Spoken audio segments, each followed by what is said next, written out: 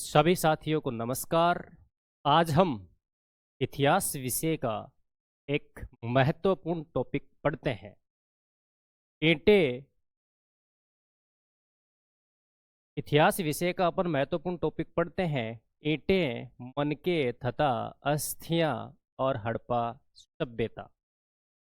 साथियों, हड़प्पा सभ्यता भारत की वह सबसे महत्वपूर्ण सभ्यता है जो जो विश्व में तो महत्वपूर्ण जो सभ्यताएं हुआ करती थी, उन सभ्यताओं में हड़प्पा सभ्यता का सबसे महत्वपूर्ण स्थान आता है।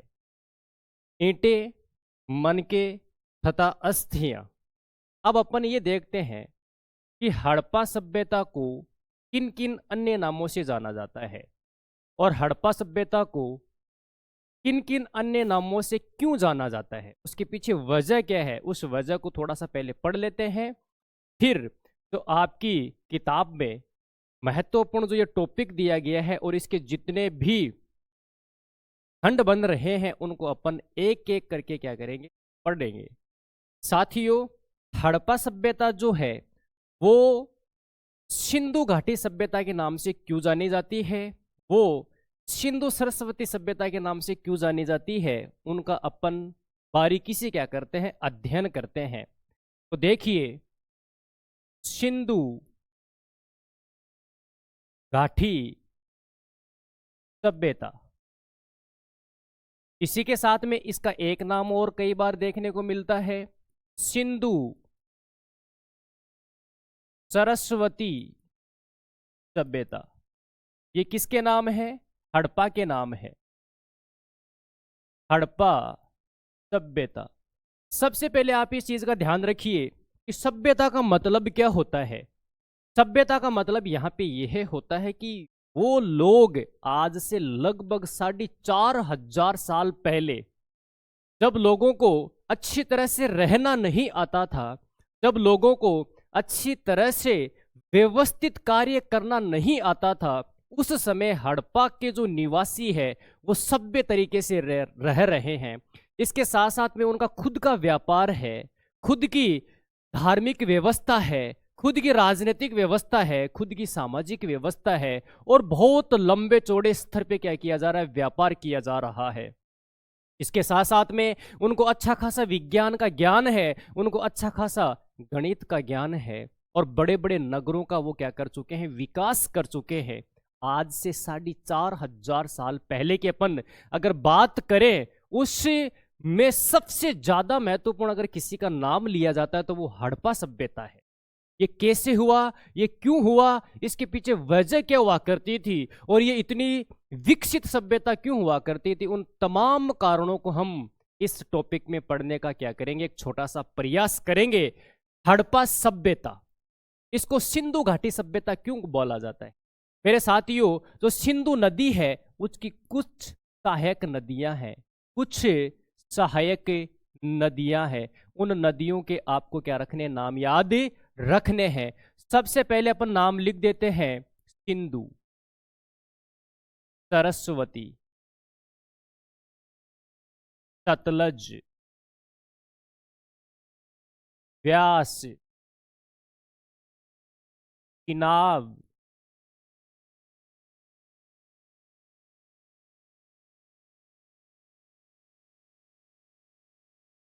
रावी।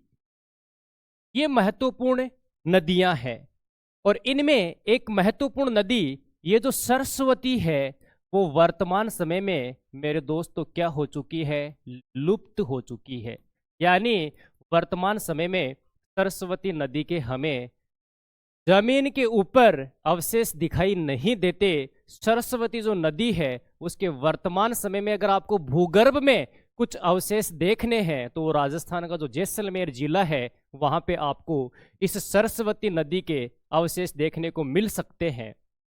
अब ये सिंधु नदी और सरस्वती नदी के आसपास में क्या होती है, पनपती है। यहीं पर क्यों पनपी भाई?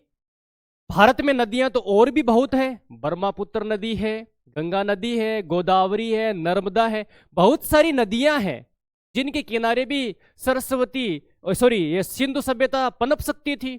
अर्थात हड़प्पा सभ्यता पनप सकती थी। तो इसके लिए हमें थोड़ा सा क्या करना पड़ेगा, अध्ययन करना पड़ेगा, इसको समझना पड़ेगा कि आखिरकार यह सभ्यता जो है वो इन्हीं नदियों के किनारे क्यों पनपी थी। इसके लिए हमें थोड़ा सा इंडिया का मैप क्या करना पड़ेगा, देखना पड़ेगा। इंडिया का मैप जब आप देखोगे तब इसमें आपको पता चलेगा कि यार वास्तव में यहाँ पे इस वजह से यह सभ्यता क्या होती है, पनपती है। तो हम देखते हैं इंडिया का मैप। देखिए मेरे दोस्तों, और अपन जैसे ये वाला देख लेते हैं, और इस इंडिया के मैप को जब आप देखोगे थोड़ा सा ध्यान से देखिए। इसलिए ध्यान से देखिए क्योंकि ये हड़प्पा सभ्यता जो है वो सिंधु नदी अर्थात सरस्वती नदी के किनारे ही क्यों विकसित होती है, इसके पीछे वजह कौन सी हुआ करती थी, उस वजह को अपन क्या करते हैं, समझते हैं। आपने देखा होगा कि हड़प्पा सभ्यता के जो ज्यादातर स्थल है वो भारत और पाकिस्तान में, और एक हिस्सा अफगानिस्तान वाला, वहां तक सबसे ज्यादा हड़प्पा सभ्यता के आपको स्थल देखने को मिलते हैं। अब आप देखिए ये वाला पाकिस्तान का इलाका है और इधर वाला जो इलाका है वो अफगानिस्तान का है, और ये अपना छोटा सा प्यारा भारत है। अब मेरे दोस्तों यहां पे देखिए ये वाला जो पूरा का पूरा इलाका है और ये इधर वाला है, और ये भारत का जो पश्चिमी इलाका है ये कौन सा है, रेगिस्तान वाला इलाका है। यानी यहां पे आपको ज्यादातर क्या देखने को मिलेगा, मरुस्थल देखने को मिलेगा, रेतीले टीले यहां पे आपको देखने को मिलेगा। तो इसका मतलब क्या हुआ कि हड़प्पा सभ्यता के लोगों को इनसे क्या मतलब है, इनसे मतलब है मेरे दोस्त, इनसे मतलब इसलिए है क्योंकि हड़प्पा सभ्यता के लोगों को किसकी जानकारी नहीं है, लोहे की जानकारी नहीं है। तो इससे क्या हुआ, जब लोहे की जानकारी इनको नहीं है तो मेरे दोस्तों ये बहुत बड़े क्या नहीं बना सकते, उपकरण नहीं बना सकते, बहुत बड़े स्तर पे औजारों का निर्माण नहीं कर सकते। गंगा नदी के आसपास के जब आप इलाके देखोगे तो वहां पे आपको सबसे ज्यादा घने जंगल मिलेंगे, बड़े बड़े वट वृक्ष मिलेंगे। उन बड़े बड़े वट वृक्षों को बिना औजार के काटना मुश्किल ही नहीं, नामुमकिन है, और लोहे की जानकारी ही नहीं है। तो आप ये कहोगे कि हड़प्पा सभ्यता के जो लोग थे वो कृषि का कार्य किस प्रकार से करते थे, कृषि के कार्यों में क्या उपयोग में लाते थे, फसल को किस प्रकार से काटते थे। तो मेरे दोस्तों आपको ध्यान में रखना है हड़प्पा सभ्यता के जो लोग हैं वो पत्थर के फलक से कृषि के कार्यों को पूर्ण करते थे। फसल को काटने के लिए पत्थर के फलक का उपयोग किया जाता था। इसका मतलब क्या हुआ, इसका मतलब यहां पे यह हुआ कि रेगिस्तान वाला जो इलाका है, ये पूरा का पूरा जो इलाका है यहां पे सबसे ज्यादा आपको छोटे छोटे पौधे दिखाई देंगे। इतने बड़े घने जंगल नहीं होंगे, इतने बड़े बड़े वटवृक्ष नहीं होंगे, और यहां पे दो महत्वपूर्ण नदियां सिंधु और सरस्वती। इसलिए हड़प्पा सभ्यता के लोगों ने तय किया कि हमें ज्यादा से ज्यादा यहां पे क्या करना है, कृषि के कार्य करने हैं। नदियां यहां पे मिल गई, रेगिस्तान यहां पे मिल गया, कृषि के लिए थोड़ी बहुत उनको उपयोगी जमीन मिल गई, पेयजल के लिए इनके पास में नदियों का पानी है। इन्होंने क्या किया, यहीं पर अपना निवास स्थान बनाया। इन्होंने तय किया कि हम यहां पे रहेंगे, इसलिए रहेंगे क्योंकि यहां पर सुविधा थोड़ी ज्यादा है, यहां पे हमें इतना ज्यादा संघर्ष नहीं करना पड़ेगा। किसकी तुलना में, गंगा नदी के आसपास का जो इलाका है, ब्रह्मपुत्र नदी के आसपास का जो इलाका है, गोदावरी नदी के आसपास का जो इलाका है, कावेरी नदी के आसपास का जो इलाका है, उनकी तुलना में हमें यहां पे क्या करना पड़ेगा, थोड़ा कम स्ट्रगल करना पड़ेगा। और आपको पता होना चाहिए ये लोहे की जानकारी 9वीं शताब्दी के आसपास कर्नाटक में एक अंतरजी खेड़ा नामक स्थान है, वहां से सबसे पहले पता चला कि लोहा वास्तव में है क्या, इसका उपयोग क्या है, इसको हम किस तरह से अपने जीवन में उपयोग में लाकर हमारी और देश की क्या कर सकते हैं, प्रगति कर सकते हैं। और मेरे दोस्तों जब इस लोहे के बारे में जानकारी पता चली तो आपने देखा होगा 6वीं शताब्दी ईसा पूर्व में सबसे ज्यादा जो डेवलपमेंट हुआ वो मगध साम्राज्य में हुआ था। मगध महाजनपद है, वहां पर सबसे ज्यादा क्या हुआ था मेरे दोस्तों, डेवलपमेंट हुआ था। मैं उम्मीद करता हूं कि पश्चिमी क्षेत्र में ही हड़प्पा सभ्यता के ज्यादातर अवशेष आपको देखने को मिले। वो इसलिए मिले क्योंकि उन लोगों को इसकी जानकारी नहीं थी, वो केवल और केवल नॉर्मल तरीके से अपने काम किया करते थे। इसके साथ साथ में हड़प्पा सभ्यता के लोग धातु के औजार बनाते थे, जिसमें महत्वपूर्ण तांबा हुआ करता था। अब कहां कहां से आयात करते थे, कहां कहां से खरीदते थे और किस प्रकार से गतिविधियां करते थे, उन सबको हम एक एक करने का क्या समझने का प्रयास करेंगे। तो अपन अपने वापस टॉपिक पे चलते हैं और हड़प्पा सभ्यता का तो महत्वपूर्ण पहला ही पार्ट है, इसमें क्या कहा गया है। हड़प्पा सभ्यता में सबसे महत्वपूर्ण जो पूरा वस्तु वहां पर मिली है वो एक पत्थर है। स्टेल खड़ी के पत्थर से सबसे विशिष्ट व पूरा वस्तु बनाई जाती थी, जिसका नाम क्या है, मुहरें। आप ये देखिए मेरे दोस्तों, आपको एक छोटी सी यहाँ पे मुहर दिखाई दे रही होगी। इस मुहर को आप थोड़ा सा गौर करके देखिए। स्टेल खड़ी नामक से बनाई गई यह मुहर सबसे ज्यादा उल्लेखनीय, सबसे महत्वपूर्ण पूरा वस्तु है ये। अब देखिए आप इसके ऊपर आपको थोड़े बहुत चित्र भी दिखाई दे रहे हैं, है कि नहीं है। इसके ऊपर थोड़े बहुत आपको अक्षर भी दिखाई दे रहे हैं। आप इस चीज को थोड़ा सा नोटिस कीजिए कि इस मुहर का उपयोग क्यों किया जाता था। तो मेरे दोस्तों, हड़प्पा सभ्यता के जो लोग हैं वो व्यापारिक गतिविधियां करते थे, यानी ज्यादा से ज्यादा क्या करते थे, वो व्यापार करते थे। व्यापार को सुगम बनाने के लिए, व्यापार को सुरक्षित करने के लिए इन्होंने किसका निर्माण किया, मुहर का निर्माण किया। तो ये क्या करते थे, जैसे मान लो कोई थैला हो या फिर कोई बैग हो या फिर जिसमें कोई महत्वपूर्ण वस्तु रखी गई हो, तो उसको क्या किया करते थे, एक मिट्टी का लेप लगा देते थे। मिट्टी का लेप लगाने के बाद में उसके ऊपर इस मुहर के माध्यम से क्या लगाते थे, एकदम से स्टंप कर देते थे।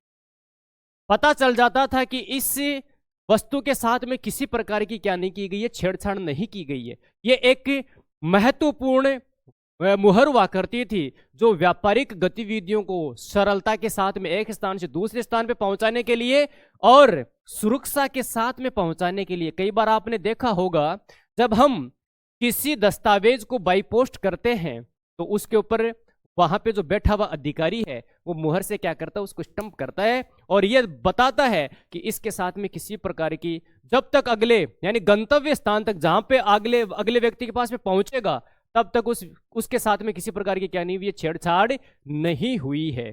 तो मेरे दोस्तों, इस चीज का आप ध्यान रखिए। हड़प्पा सभ्यता में ये जो मुहर बनाई जाती थी वो स्टेल खड़ी नामक पत्थर से बनाई जाती थी। आपको क्वेश्चन पूछ सकता है कि हड़प्पा सभ्यता के लोग मुहरों का निर्माण किस पत्थर से किया करते थे, तो वो कौन सा है, स्टेल खड़ी नामक पत्थर है। अब मेरे दोस्तों, हमें यहां पे ध्यान रखना है कि पूरा वस्तु जो है वो महत्वपूर्ण कौन कौन सी है। हड़प्पा सभ्यता में खूब सारे आपको क्या देखने को मिलेंगे, आवास देखने को मिलेंगे। कुछ मर्द भांड का मतलब क्या होता है, मिट्टी के बर्तन आपको देखने को मिलेंगे। इसके साथ साथ में आभूषण देखने को मिलेंगे और औजार आपको देखने को मिलेंगे। इन्हीं साक्ष्यों के माध्यम से अब आपको एक छोटी सी जानकारी मैं और बता देता हूं। हड़प्पा सभ्यता में सबसे ज्यादा आपको पुरातात्विक स्रोत देखने को मिलेंगे। एक स्रोत है साहित्यिक स्रोत, इसकी संख्या थोड़ी सी कम होगी, यानी लिखित में आपको बहुत ज्यादा कुछ देखने को नहीं मिलेगा और जो कुछ लिखा गया है उसको आज तक पढ़ा नहीं गया, यानी हड़प्पा सभ्यता की लिपि को आज तक नहीं पढ़ा गया। इस चीज का हमें क्या रखना, ध्यान रखना है। पुरातात्विक स्रोतों में मुख्य रूप से आपने देखा होगा बहुत बड़े स्मारक हो सकते हैं, बहुत बड़े किले हो सकते हैं, बहुत बड़े स्नानागार हो सकते हैं, बहुत बड़े विशाल अनाज के गोदाम हो सकते हैं, ईंटें हो सकती है, मकान हो सकता है, कुआं हो सकता है। ये ऐसे महत्वपूर्ण जो भौतिक रूप से मौजूद है, उपलब्ध है, ये तमाम जानकारियां पुरातात्विक स्रोतों में आती है। और हड़प्पा सभ्यता में हम सबसे ज्यादा पुरातात्विक स्रोतों को पढ़ने का क्या करेंगे मेरे दोस्तों, प्रयास करेंगे। मेरे दोस्तों, यहाँ पे एक छोटी सी चीज और आपको देखने को मिलेगी।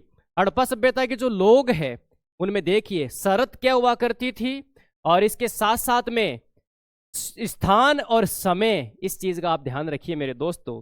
अगर आपको हड़प्पा सभ्यता का टाइम पीरियड पूछे तो हड़प्पा सभ्यता का टाइम पीरियड इस किताब के हिसाब से 2600 ईसा पूर्व से 1900 ईसा पूर्व का टाइम पीरियड माना जाता है। अब कई बच्चे ये सोच रहे होंगे कि इसका मतलब क्या होता है, तो मेरे दोस्तों मैं आपको इसका थोड़ा सा मतलब समझा देता हूं कि इसका मतलब क्या होता है, ईसा पूर्व का मतलब क्या होता है। इस मतलब को हम थोड़ा सा ध्यान से देखते हैं। एक शब्द लिखा हुआ है यहाँ पे ईसा पूर्व है, इसको हम डिटेल से पढ़ेंगे अभी थोड़ी देर में।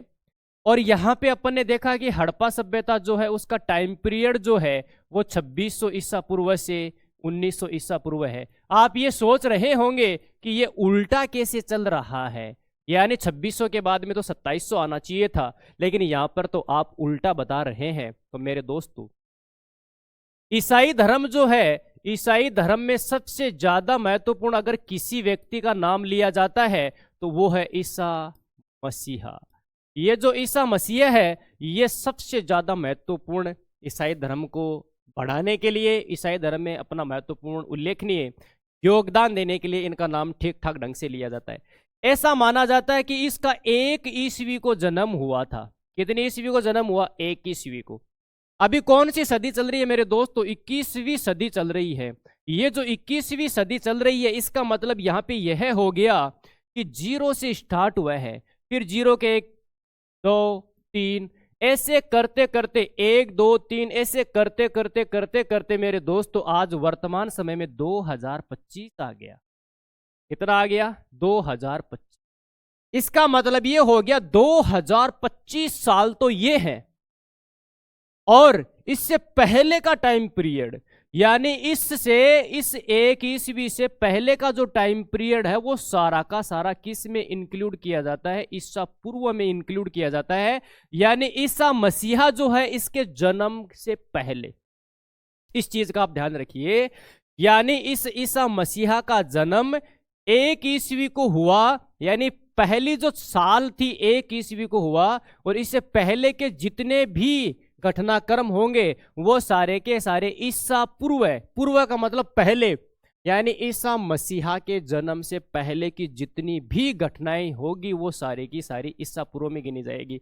अब इसमें एक छोटी सी कॉमन बात आपको और ध्यान रखनी है, ईसा पूर्व में हमेशा जो साल गिना जाएगा वो उल्टा गिना जाएगा। यानी 2600 है ना, तो 2600 के बाद में 2599, 2598, 2597, और ऐसे करते करते करते करते ये 1900 ईसा पूर्व में आते आते मेरे दोस्तों क्या हो गई?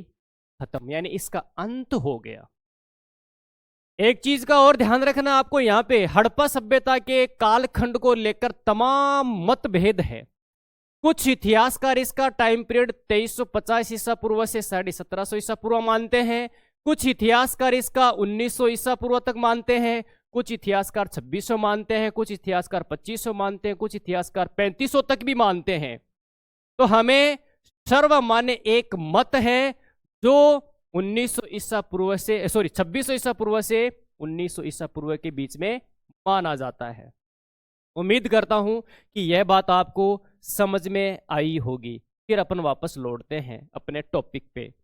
देखिए मेरे दोस्तों, यहाँ पे कालखंड आपको ध्यान में रखना है। हड़प्पा सभ्यता में सबसे ज्यादा महत्वपूर्ण अगर आपको कोई चीज देखने को मिलेगी, मोती देखने को मिलेंगे, तांबा देखने को मिलेगा, कांस्य देखने को मिलेगा, इसके साथ साथ में ईंट देखने को मिलेगी जो 1 अनुपात में बनाई जाती थी। तो यह गणित विषय को सबसे ज्यादा महत्वपूर्ण साबित करता है कि हड़प्पा सभ्यता के लोगों को किसका नॉलेज हुआ करता था? गणित का भी नॉलेज हुआ करता था। और मेरे दोस्तों, मैं अभी आपको थोड़ी देर पहले बता रहा था, ये देखिए कुछ मनके हैं, कुछ बाट है तथा कुछ फलक है। ये देखिए पत्थर के जो फलक है इनको आप देखिए, ये जो पत्थर है इसको तीखा किया गया है। इसको क्या किया गया है? तीखा किया गया है। और इसी के माध्यम से वो क्या करते थे? हड़प्पा सभ्यता के लोग काम करते थे। मेरे अपन को इस चीज को क्या करना, थोड़ा सा समझना है। ये देखिए आप, हड़प्पा सभ्यता के जो लोग हैं वो किस प्रकार से इनका उपयोग कर रहे हैं, है कि नहीं है? और हड़प्पा सभ्यता, ये कुछ मनके हैं।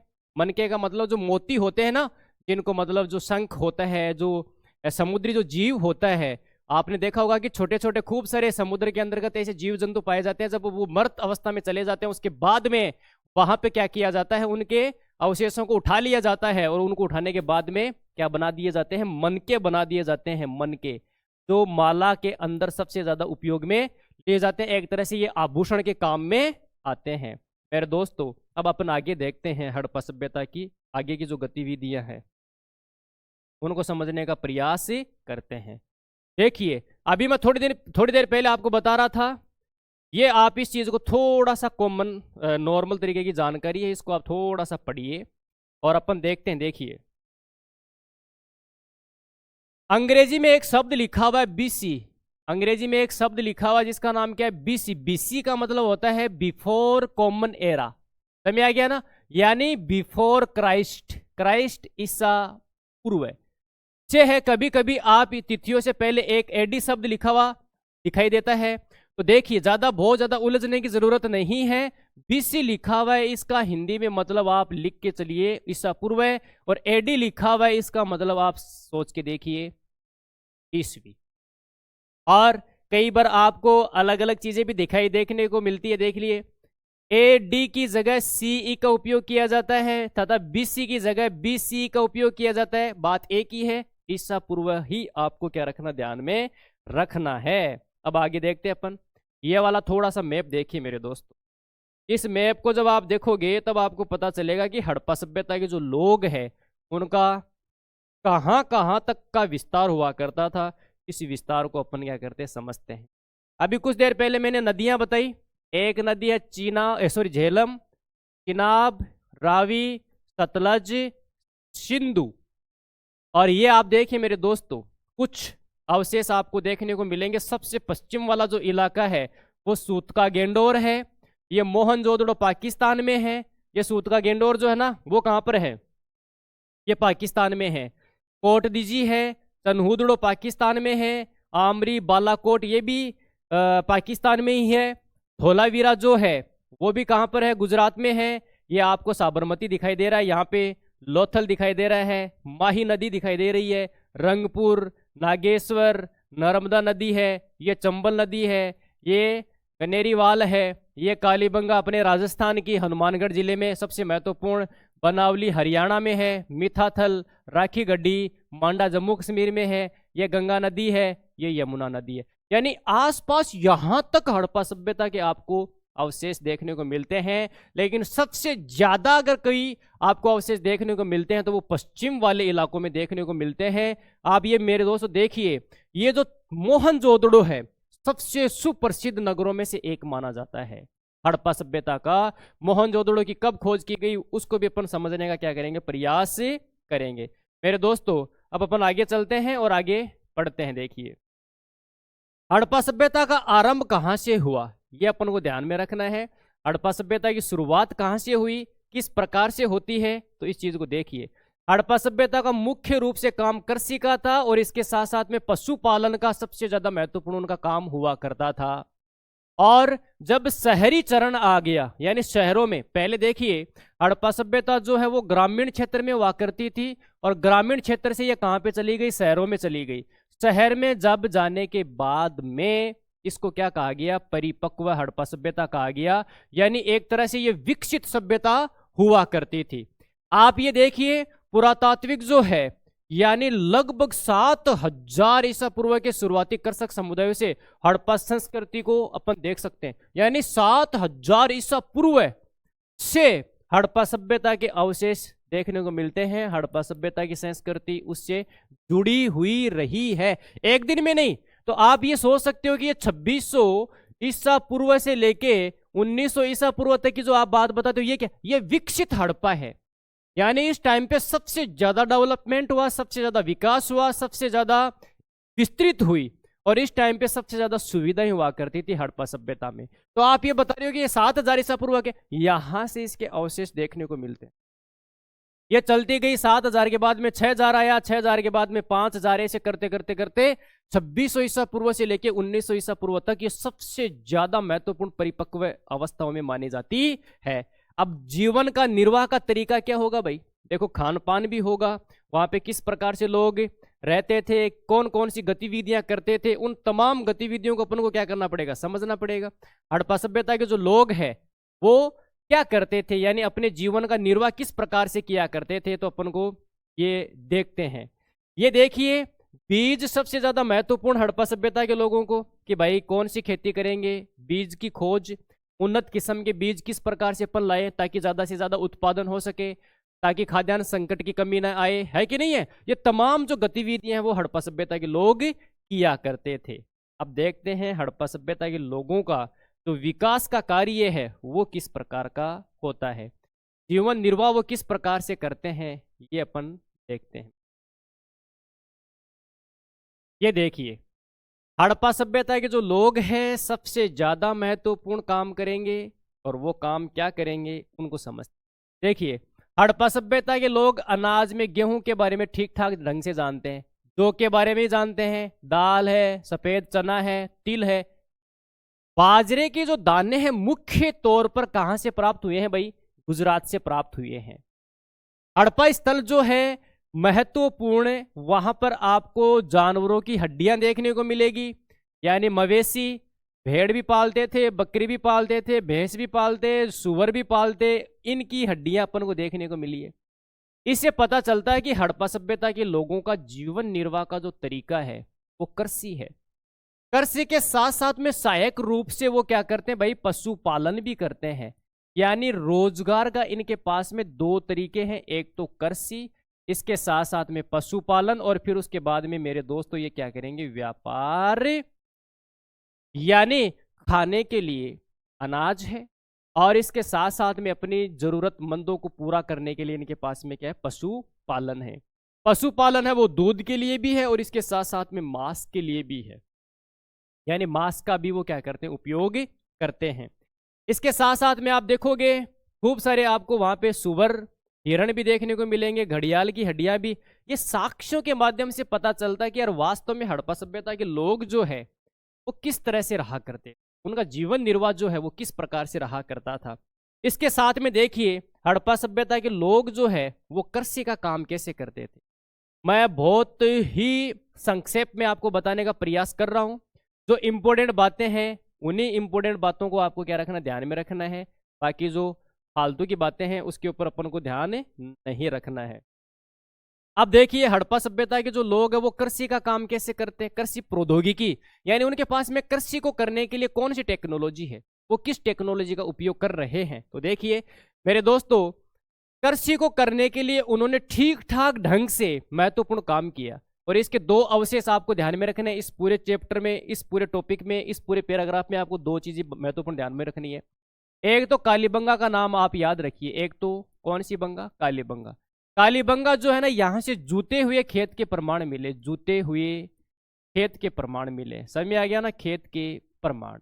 इसका मतलब ये हो गया कि कालीबंगा के जो लोग हैं, यानी जो राजस्थान है, राजस्थान में हनुमानगढ़ जिला है, हनुमानगढ़ जिले में कालीबंगा है। कालीबंगा शब्द जो है उसका मतलब क्या होता है मेरे दोस्तों, काली चूड़िया, काली चूड़िया, समझ में आ गया ना। इसकी खोज 1952-53 में अमनानंद घोष के द्वारा की गई थी। कालीबंगा में जूते हुए खेत के प्रमाण। बनावली जो है हरियाणा में, जो बनावली है, इस बनावली में हमें मिट्टी से बने मिट्टी के हल मिले, मतलब मिट्टी से बने हुए हल के प्रतिरूप मिले हैं। यानी आप सपोज करके देखिए, लकड़ी का हल उपयोग करते थे, यानी लकड़ी का जो हल है उसका उपयोग किया करते थे, और उस लकड़ी के हल से वो खेत को जोतने का काम करते। लेकिन बनावली के लोगों ने लकड़ी के हल की एक प्रतिरूप, ऐसे मान सकते हैं फोटोकॉपी के तौर पे, उन्होंने एक छोटा सा अवशेष बनाया और वो मिट्टी से बनाया, उसके अवशेष अपन को देखने को मिले हैं। अब मेरे दोस्तों आपको एक छोटी सी चीज यहाँ पे दिखाई दे रही होगी, ये देखो, ये हड़प्पा सभ्यता जो है उसमें मिला हुआ एक वृषभ है। वृषभ, वृषभ का मतलब यहाँ पे होता है बेल, यानी बेल मिला है हड़प्पा सभ्यता से। क्या मिला है, बेल मिला है। तो कृषि को जोतने के लिए किसका उपयोग किया जाता था भाई, बेल का उपयोग किया जाता था। अभी भी कई लंबे क्षेत्रों में आपने देखा होगा, जब जहां जहां पे कृषि बहुतायत मात्रा में की जाती है वहां पे आपको बेल का उपयोग किया जाता होगा। इसके साथ साथ में ऊंट का उपयोग किया जाता है। ये तमाम जो जानवर है इनका उपयोग किया जा रहा है। इस बेल का उपयोग एक तरीके से और किया जाता है, और वो गाड़ियों के तौर पे, तो बैल गाड़ी के रूप में ये काम में लिया जाता है। समझ में आ रहा है ना, यानी सामान को, व्यापारिक सामान को एक स्थान से दूसरे स्थान पे पहुंचाने के लिए इस बैल का वो क्या करते हैं मेरे दोस्तों, उपयोग करते हैं। हड़प्पा सभ्यता के लोग एग्रीकल्चर में ठीक ठाक अपना काम करते हैं, और एग्रीकल्चर में ठीक ठाक ढंग से काम करने के बाद में इनके पास में ये देख लो, मैंने आपको बता दिया हरियाणा जो बनावली है वहाँ पर मिला है अवशेष मिट्टी का। और इसके साथ साथ मैंने बता दिया कालीबंगा है इसमें महत्वपूर्ण, और कोई ज़्यादा आपको ध्यान में सिंचाई के लिए ये देखिए सोतुरगई जो है, वहाँ से सोतुरगई आपको ध्यान रखना है। ये वाला जो नाम अगर आपको कहीं पे देखने को मिले और अगर आपको मानचित्र में पूछे तो आप उसका तुरंत आंसर दे देना, अफगानिस्तान में है। इसका मतलब ये हो गया कि हड़प्पा सभ्यता जो वो कहाँ तक फैली हुई है, अफगानिस्तान तक फैली हुई है। इसके साथ साथ में हड़प्पा सभ्यता के लोग सोतुरगई जो इलाका है यहाँ से भी ठीक ठाक ढंग से लाजवर्द जो मणि है, एक पत्थर हुआ करता था, उसका आयात यहाँ से करते थे। तो हड़प्पा सभ्यता में सिंचाई के लिए यहाँ से अवशेष मिले, यानी नहर यहाँ से मिली है। आपने देखा है, यानी नदियों का जो पानी है उस पानी को जिसके माध्यम से लेके आते हैं अपन सिंचाई के लिए या फिर पीने के लिए, उसको क्या बोला जाता है, नहर बोला जाता है। तो हड़प्पा सभ्यता में सोतुरगई जो स्थान है यहाँ से किसके अवशेष मिले हैं, नहर के अवशेष मिले हैं। तो सिंचाई के लिए हड़प्पा सभ्यता में कृषि में पानी देने के लिए नहर है, और इसके साथ साथ में क्या है मेरे दोस्तों, कुआं है। कुओं के माध्यम से वो क्या करते हैं, काम करते हैं, और अपने जरूरत से जरूरतमंदों के लिए सिंचाई में लेके जाते हैं पानी ही, और इसके साथ साथ में पीने के लिए भी काम में लेते हैं। अब अपन आगे देखते हैं, आगे की जानकारी को पढ़ते हैं। यहाँ पे एक छोटी सी चीज आप देखिए मेरे दोस्तों, ये आपको एक जानकारी और दिखा देते हैं यहाँ पे ये देखिए, अगर आपको ये दिखाई दे रहा है, ये धातु के औजार है। किसके औजार है भाई, ये धातु के औजार है। ये देखिए एक छोटा सा धातु का औजार, ये भी धातु का औजार, ये भी, ये भी, ये भी है कि नहीं है। तो ये धातु के औजार सबसे ज्यादा महत्वपूर्ण हड़प्पा सभ्यता में देखने को मिले। मैं आपको बता देता हूँ, हड़प्पा सभ्यता के जो लोग हैं उन लोगों को लोहा क्या है इस बात का पता नहीं है।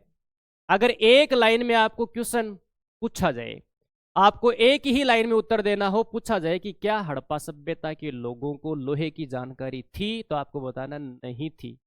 समझ में आ रहा है। आगे देखते हैं अपन, आगे की जानकारी पढ़ते हैं मेरे दोस्तों। आपने धातु के औजार देख ही लिए, फिर उसके बाद में देखिए यहां पे इस चीज को देखिए मेरे दोस्त, धोलावीरा से मिला। धोलावीरा मैंने आपको बता दिया कहां पर भाई, गुजरात में है। धोलावीरा कहां पर है, गुजरात में है। तो धोलावीरा जो है ना, इसका मतलब होता है सफेद कुआं। धोलावीरा जो शब्द है ना, इसका मतलब क्या होता है, सफेद कुआं। धोला का मतलब सफेद, वीरा जो शब्द है यहाँ पे इसका मतलब होता है कुआं। तो ये जलाशय है, इस जलाशय को आप थोड़ा सा गौर से देखिए।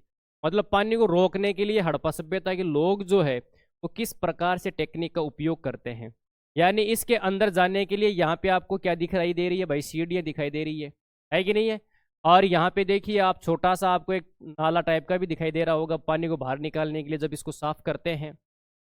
ये वाला आपको एक मतलब जिप्सम टाइप का मतलब चिपचिपा पदार्थ दिखाई दे रहा है, और इस पदार्थ के माध्यम से इसको क्या किया जाता था, इसके फर्श को मजबूत किया जाता था। समझ में आ रहा है ना।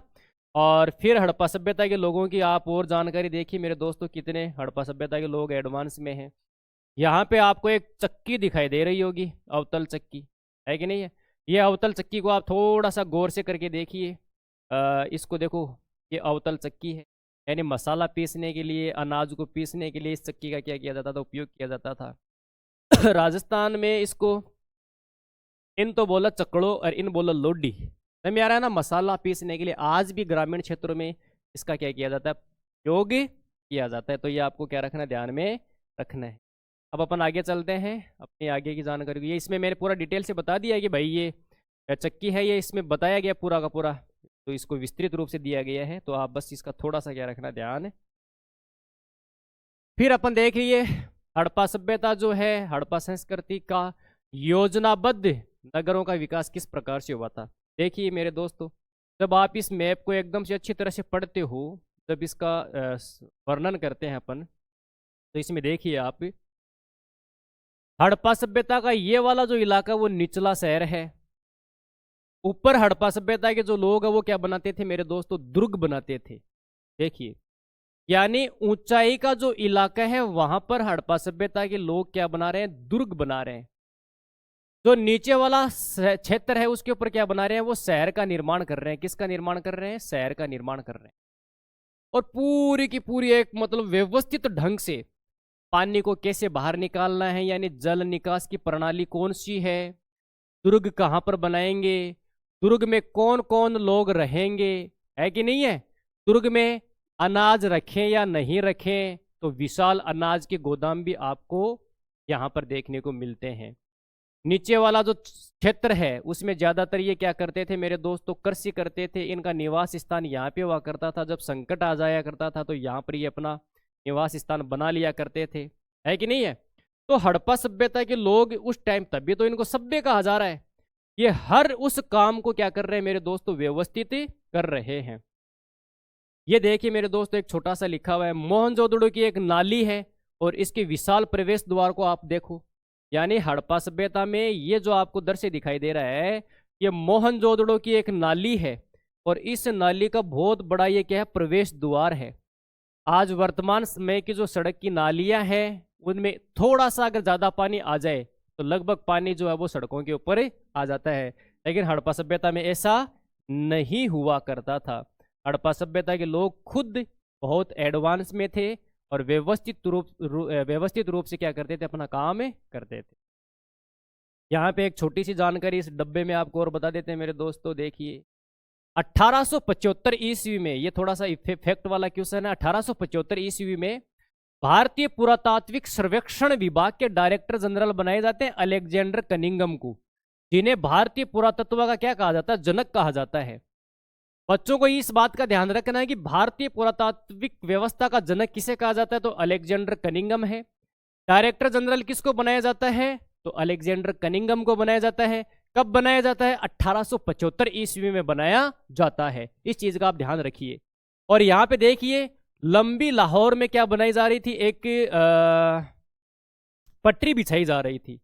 तो पटरी, जब रेल की पटरी बिछाई जा रही है तो यहां से क्या हुआ कि भाई लगभग ईंटें बिछाने का काम किया जा रहा था, है कि नहीं है। अब एक ईंट लेके आए भाई, पटरी जो है उसके नीचे तो छोटे छोटे पत्थर डाले जाते हैं, लेकिन वहां के आसपास के जो मजदूर हुआ करते थे उन्होंने क्या किया, कुछ एक ईंट उठाई, फिर दो उठाई, फिर तीन उठाई, फिर चार उठाई, ऐसे करते करते करते करते वो लगातार ईंटें लेके आते गए। तो अंग्रेजों ने सोचा कि यार ये यहाँ पर इतनी ईंट कैसे निकल रही है, इसके पीछे वजह क्या है। तो इसकी जिम्मेदारी दी गई अलेक्जेंडर कनिंगम साहब को। ये भारतीय पुरातात्विक सर्वेक्षण विभाग के पहले डायरेक्टर जनरल बनते हैं और इसके दिशा निर्देश में ठीक ठाक ढंग से हड़प्पा सभ्यता की जो खोज है उसकी प्रक्रिया को क्या किया जाता है, शुरू किया जाता है। और मैं आपको बता देता हूं 1853 ईस्वी में सबसे पहले भारत में क्या चली थी, ट्रेन चली थी। वो चली थी मुंबई से लेके ठाणे के बीच में। ठाणे एक नामक स्थान है मुंबई के, महाराष्ट्र के अंतर्गत। मुंबई से ठाणे के बीच में सबसे पहले ट्रेन को क्या किया गया था, चलाया गया था। विश्व में सबसे पहले ट्रेन 1830 में चली, भारत में 1853 में चली और राजस्थान जो है उसमें 1875 ईस्वी में। समझ में आ रहा है। हड़प्पा सभ्यता की जो शुरुआत है वो शुरुआत होती है मेरे दोस्तों रेल की पटरी के माध्यम से। यानी शुरुआत का मतलब यानी खोज की शुरुआत है। 1875 ईस्वी में ये डायरेक्टर जनरल बनते हैं, लेकिन ये 1856 के आसपास में यहाँ पे ट्रेन की पटरियों को क्या किया जा रहा था, बिछाया जा रहा था। जब ट्रेन की पटरियों को बिछाया जा रहा था तो यहाँ से ईंटें ला ला के रखना स्टार्ट कर दिया। तो लोगों ने सोचा कि इतनी ईंटें कहाँ से आ रही है, इसकी जिम्मेदारी अंग्रेज अधिकारी को दी गई। और अंग्रेज अधिकारी क्या करता है, लगातार प्रयास करता है और सन 1921 ईस्वी में आकर क्या करता है, वो हड़प्पा सभ्यता की खोज करता है। किसकी खोज करता है, हड़प्पा सभ्यता की खोज करता है। मेरे दोस्तों अपन आगे देखते हैं हड़प्पा सभ्यता जो है। और ये मैंने बता ही दिया है कि दुर्ग है, निचला स्तर बनाया गया। और अब अपन देखते हैं नालों का निर्माण। हड़प्पा सभ्यता के लोग नालों का निर्माण ठीक ठाक ढंग से करते थे। निचले शहर में, भाई आपको पता है निचला शहर ये आपने देख ही लिया इधर वाला, है कि नहीं है। हड़प्पा सभ्यता के लोग निचले शहर का उपयोग कर रहे हैं। अब नालियों का निर्माण वो हड़प्पा सभ्यता के लोग कैसे करते हैं, उनका अपन क्या करते हैं, थोड़ा सा अध्ययन देखिए। जैसे मान लो कि ये मुख्य सड़क है, हड़प्पा सभ्यता के लोगों ने इस सड़क का क्या कर दिया, निर्माण कर दिया।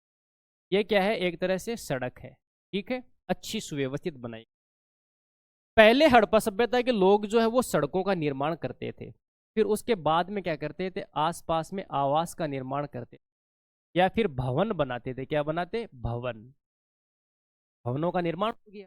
भवनों का निर्माण होने के बाद में एक चीज का थोड़ा सा ध्यान रखना है, ये जो भवन है इनका जो द्वार है, जो गेट है, इनका जो द्वार है या फिर जो गेट है वो कभी भी सड़क की तरफ नहीं खुलता था, सड़क की तरफ नहीं खुलता था। अब क्या होगा, जैसे मान लो यहाँ पर एक छोटा सा घर है, यहाँ पे एक छोटा सा घर है, यहाँ पे एक छोटा सा। अब ये क्या करेंगे, मान लो कि इन्होंने अपना नाला निकाला, ये निकाल दिया ये। तो इस सड़क के किनारे किनारे एक बहुत मुख्य रूप से नाला बनाया जाता था। तो जितने भी घर थे उनकी सारी की सारी घरों की जो नालियां हैं वो इस मुख्य नाले में आके पानी, इनके मुख्य नाले में आके पानी गिरता था, तो गंदा पानी हुआ करता था। और ये जो नालियां हैं वो शहर से बाहर जाया करती थी और इसमें मेन होल बनाए जाते थे। क्या बनाए जाते थे? Main whole. खड्डा कर दिया बीच में, जैसे मान लो कि यहाँ पे एक खड्डा कर दिया, फिर यहाँ पे एक खड्डा कर दिया, यहाँ पे एक खड्डा कर दिया।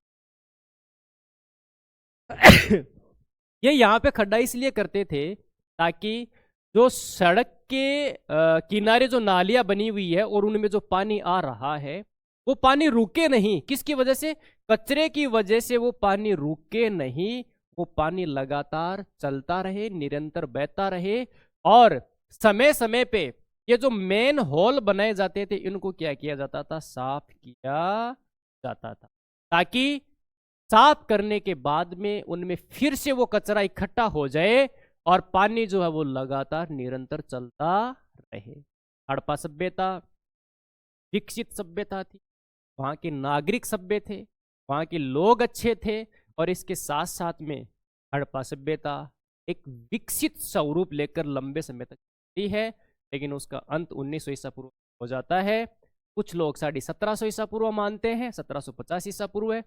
फिर वैदिक संस्कृति आती है, फिर उत्तर वैदिक आती है, फिर उसके बाद में महाजनपदों का काल चलता है। तो आज के लिए इतना ही। ये टॉपिक अभी पूरा कंप्लीट नहीं हुआ है, इसको अपन अगली क्लास में समझेंगे। जय हिंद, जय भारत, वंदे मातरम।